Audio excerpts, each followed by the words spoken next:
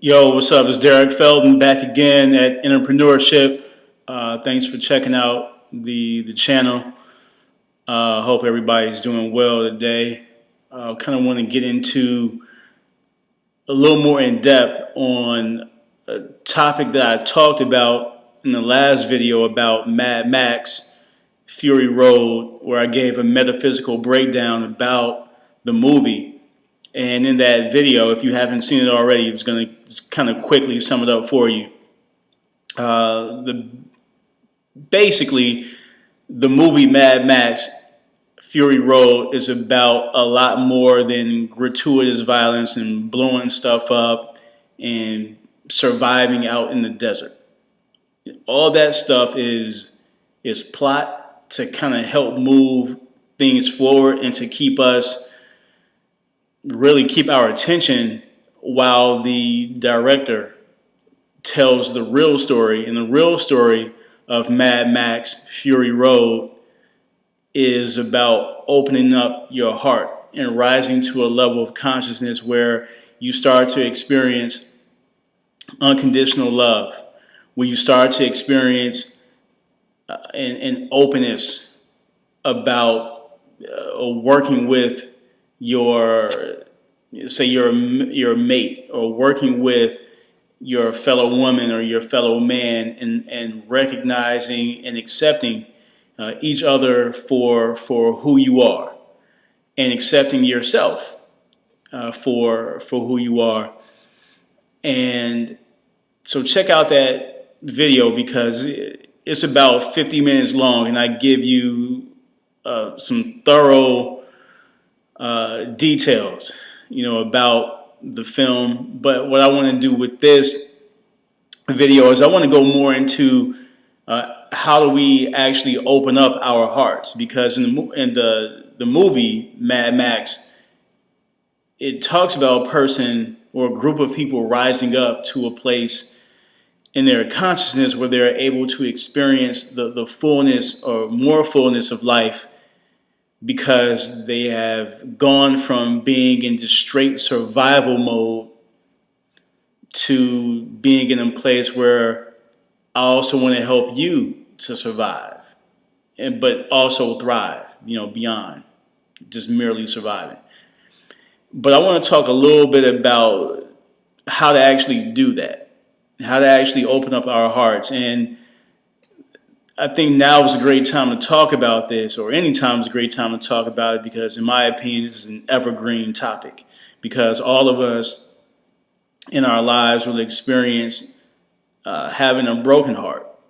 And not just a broken heart from a romantic relationship, because it sucks when somebody breaks up with you, or it sucks when you ask somebody out and they turn you down, and then next thing you know, you see them going out with your homeboy. You're like, damn, why you like him more than me, or whatever. Like that sort of stuff hurts, and it's growing pains.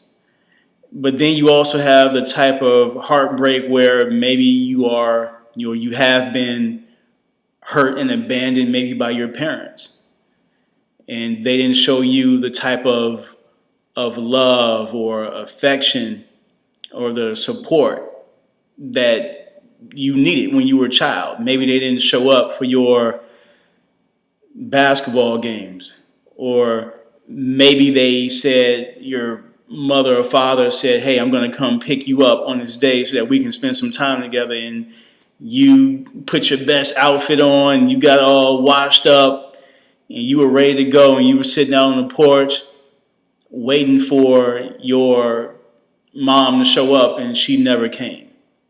Or she called you 2 days later and said, and you were like, hey, I thought you were going to pick me up. And she was like, oh, did I say that was going to happen on Tuesday? I really meant Thursday.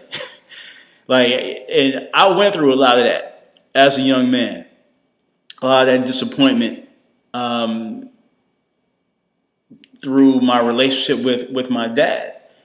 And it's taken like years to get to a place where I could do more than give lip service to forgiving him, where I can say whatever issues that he was dealing with at that time had nothing to do with me. It was not my fault. There were some other circumstances beyond not only my control, but even beyond my comprehension, as a kid. And I have to let that stay in the past.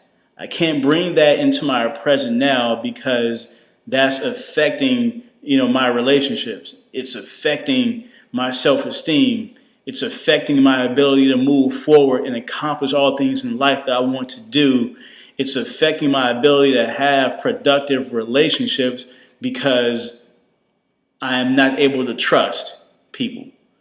That's all things that I went through. And I've done a lot of the work to get over that. I've been meditating. I prayed. I've gone to see energy workers. I've gotten spiritual counseling. I've spoken to people. I've written about it. And I'm able to now get over that. I'm at a place now where I've let that go. I've let go of the pain of that. I no longer cry, about that. I don't get emotional about that anymore because for 37, 38 years, I held on to that. I would say 32, 31 years, I held on to that pain of wondering, man, why didn't my dad spend more time with me? Or why did he break promises? Or why couldn't he stay with my mom? And why couldn't they work out their relationship? And I have a feeling that if you're watching this video, you may be able to relate to it, or someone who can. Especially if you're talking like young brothers, man. Like unfortunately, that is part of our story, in our culture as black folk in America, is daddy issues. And it manifests itself in a lot of different ways. And often we don't understand how it's manifesting. We don't see it because we have blind spots. And we often need other people to point that out for us, to say, okay, man, you know what? You're being really closed off right now. And you may not know that. You may not think you're being closed off. You think, well, this is just my personality. This is just how I am all the time, or whatever. Or you don't see how you're not able to give your all and put all your energy into a relationship because you're afraid of giving your heart up. You're afraid of opening up your heart because you're afraid that someone's going to break it. Or you just mistrust people in general.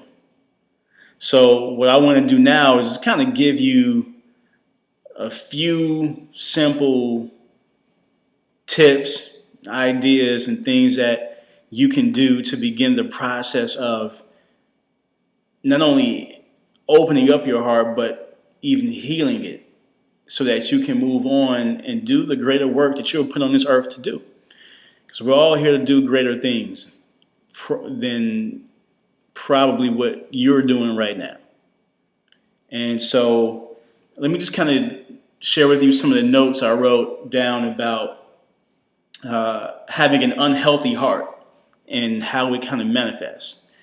So an unhealthy heart can exhibit a lot of signs and symptoms. Some of these include, but aren't limited to, being defensive, critical, controlling, suspicious, shut down, withdrawn, being possessive and afraid of letting go. And again, I know for myself, for a long time, I had a lot of these symptoms. But I was in denial about that. When people will point certain things out, that, man, you seem really withdrawn, or, man, you're awfully moody. I remember one time I had a girlfriend tell me that I was moody. I was like, what are you talking about? I'm not moody. What do you mean? And then after her, there were other people who kind of said the same thing. I'm like, okay, maybe it's true. Maybe it is something about me. But I had no idea that was because of the heartbreak I was dealing with from the time I was 5, 6, 7 years old, all the way up through adulthood. Um, when your heart is not balanced, you have a hard time accepting yourself and accepting others. And again, that goes back to that idea of not trusting yourself or not trusting other people.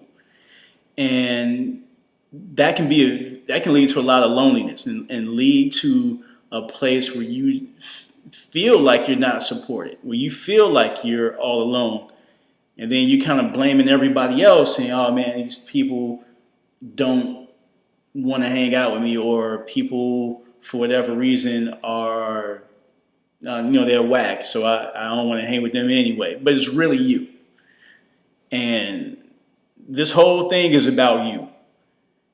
Anytime you are feeling like somebody did you wrong, and not to say that their actions weren't bogus, because they could have flat out been, but on some level you also have to look at yourself and you have to take responsibility for where you are. Because this whole journey is yours. It is not anyone else's. Your experience here on this earth is for you to learn a lesson so that you can grow to your next level. And all the people who come into our lives, they're a part of the story. They're chapters in a big ass book, in a course, about our lives. So again, these are just some of the symptoms that you may be experiencing or have experienced. But here's what I want to do now. I want to give you maybe like 5 things that you can start doing, and some of them may seem surprisingly simple. But these tips, these strategies are going to help you to open up your heart, be more loving, be more accepting of yourself and others. Because what I want for you is to be able to rise up to your highest level. I want you to be able to touch, experience, and reside in your godhood. And you can only do that when you heal your wounds. All right? So, first thing that I suggest you do to heal and open up your heart is to get out and spend more time in nature. See, I live in the Midwest, and for the most part, I work indoors. It's where I do pretty much where I handle my business. So it's important especially if you live in a place where, let's say, there's not quite as much sunshine as if you live in Southern California, or you're on a beach in Miami, or you're in some tropical type area. You got to get outside in nature.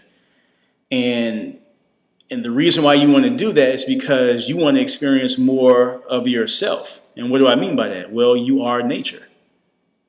So if you're in a concrete, steel, electronics, electromagnetic frequencies all around you, you're not experiencing nature. It could be something, and if you have a problem going outside, have some plants in your house. Something to bring more nature to you. So you want to experience more greenness in your heart, because remember, what's the color of the heart chakra? Heart chakra is green.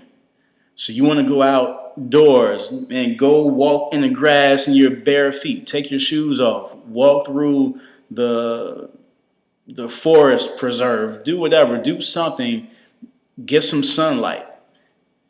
All these sorts of things can help you in terms of opening up your heart. So that's the first tip. Get out in nature.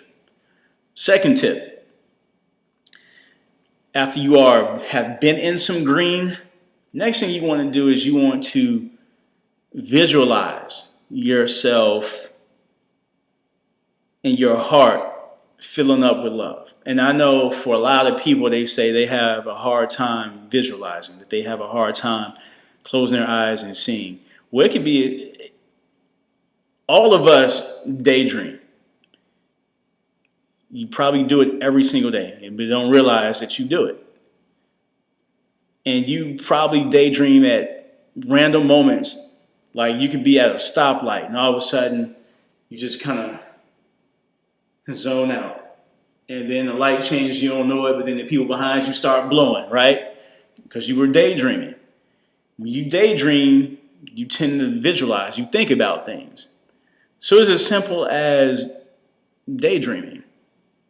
So certain things you can do to kind of create an environment where you have that energy going, because I think it's important to energize your space so that you can get into the right frame of mind to be able to visualize if you have trouble doing it, or even if you don't, it could enhance the power of your visions. So a couple of things you can do, like the space where I am right now. Man, I have all types of pictures. Like I have plants here. I have I got sage.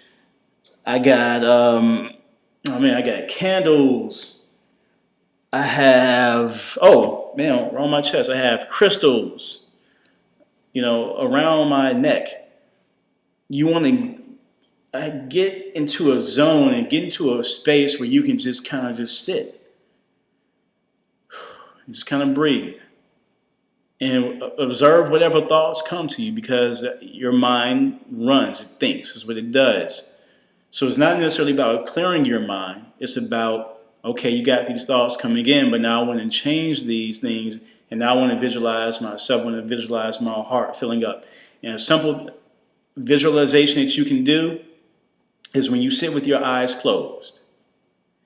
You take a couple breaths in through your nose.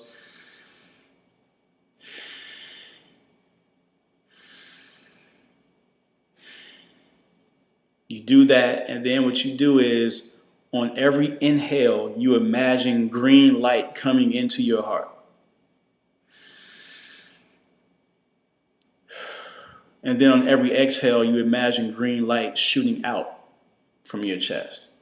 So green light in on the inhale, green light out on the exhale.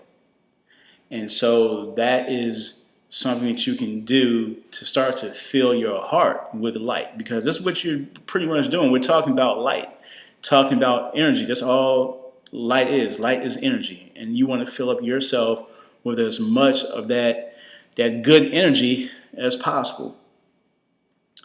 Another thing that you can do to start to open up your heart is to be a little more giving. Start giving a love to other people, to other things, to pets, to your plants, or whatever.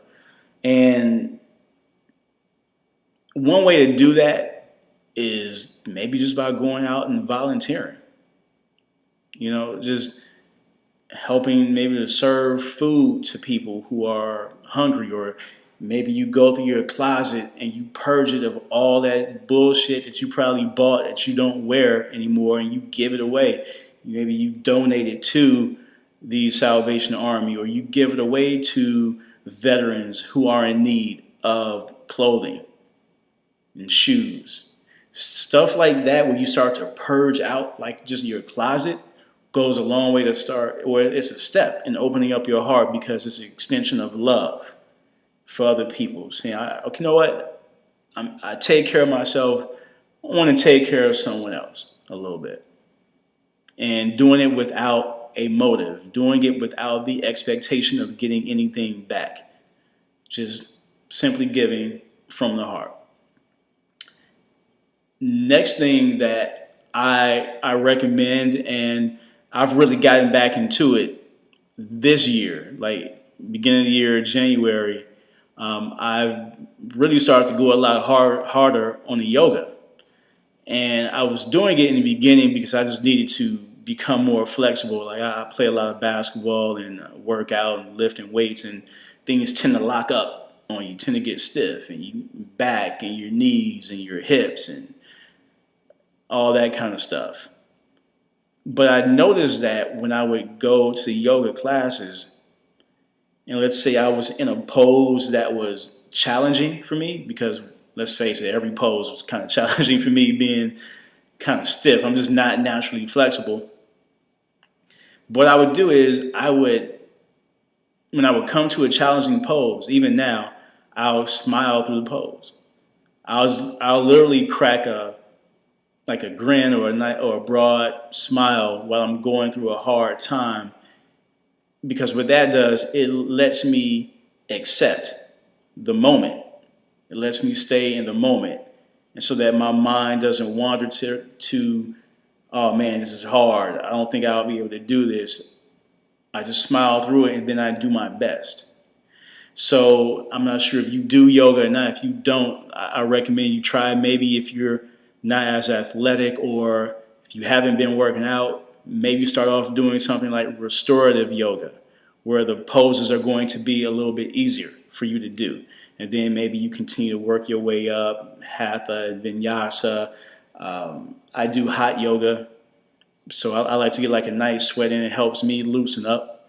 It's more challenging, but I like it. And it helps me just to kind of, I don't know, it just really helps your focus. And that goes a long way to helping you visualize. It also helps you to see yourself as someone who embodies love, someone who is able to receive it and then give it away. Because you got to be open, because that's what yoga is, a practice of opening things up. All right?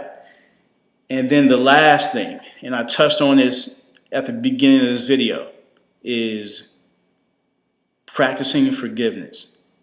And I know that is hard for many of us. We are holding on to a lot of stuff that happened to us from our childhood up till now.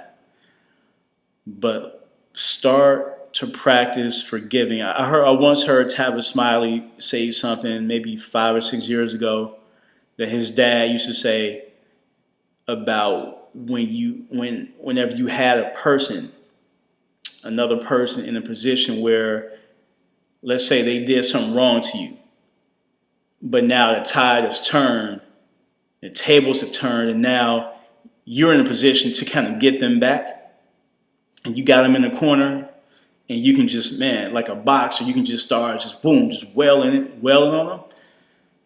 He said, when you have a person in that position, the strongest thing you can do is actually extend grace to them in that position.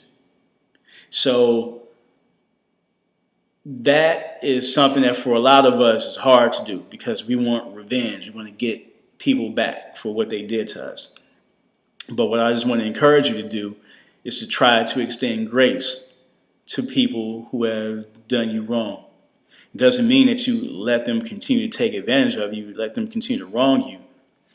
But you have to, again, understand this is your experience. A lot of times the people that have done you wrong don't even know that they've done you wrong. They ain't thinking about you, but yet here you are concerned with them, and they're just out living their lives, living it up. They in Miami, they dancing, they at the Essence Fest, having a good time.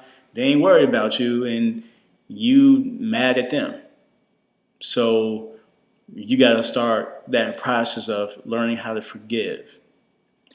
And I believe if you do those few things, you'll start to see your heart open up, and you'll start to experience more love coming from directions and places that you probably wouldn't even expect, because you start to then magnetize it. See, when people talk about the law of attraction, they often miss that part, having the open heart. They often say, okay, well, you got to just sit and think and visualize what you want. Yeah, you do, but then you got to have an open heart to receive.